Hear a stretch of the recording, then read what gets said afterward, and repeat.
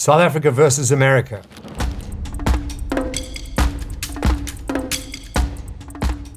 The diplomatic disaster no one's talking about.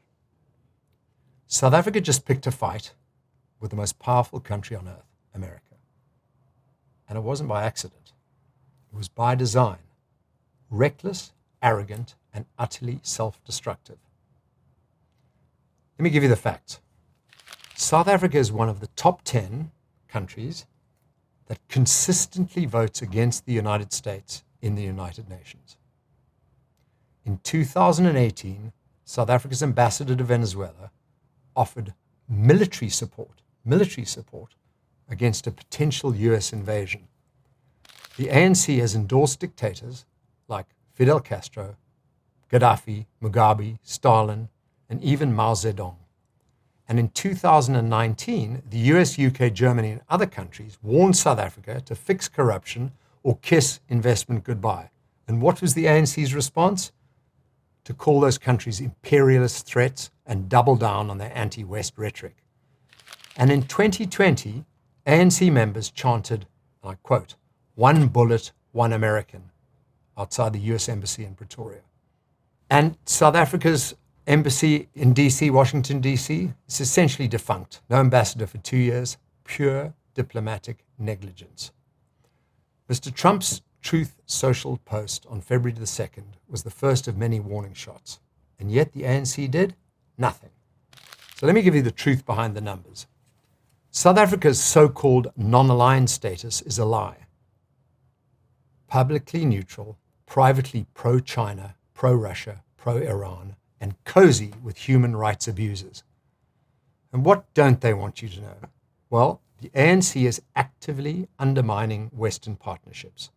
They've gutted our embassies, alienated allies, and openly backed terror-linked groups like Hamas and Hezbollah. And the ANC take bribes from Iran to sue Israel in the ICJ.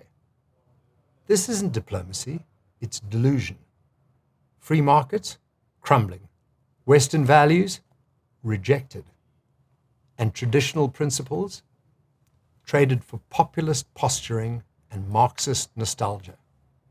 So here's the wake-up call. Why aren't more South Africans screaming about this? Because the ANC has wrapped itself in the liberation flag while torching the nation's future. The ANC has been bootlicking China and Russia while insulting the only countries that have ever offered us prosperity. But Donald Trump is back, and he's watching, he's reading, he's listening, and he's getting ready. What's the bottom line here? Well, we have a path forward. The path forward is to fire the diplomats who can't do their job. Rebuild our embassies with professionals, not cadres. And let's recommit to the West, because that's where the investment, the innovation, and the future lies. We know that. The majority of South Africans know it. The stakes? Well, the stakes are high. Without a goer, we're going to lose 250,000 jobs. Factories are going to close. Farmers will go bankrupt. Food security out the window. And the G20 summit we're hosting this year is destined to be a humiliating disaster if President Trump and other important leaders boycott, which is likely. Other African nations are playing it smart. Kenya, Rwanda, Zambia, even Zimbabwe. They're reaching out to America. They're making deals. Well, we're burning bridges. South Africa doesn't have to be a failed state. But to save this country, we need leaders with courage, not cowards in suits. We need the truth, not ideology. So here it is, loud and clear. Fix this damn foreign policy before there's nothing left to fix. Let's put South Africa first at last.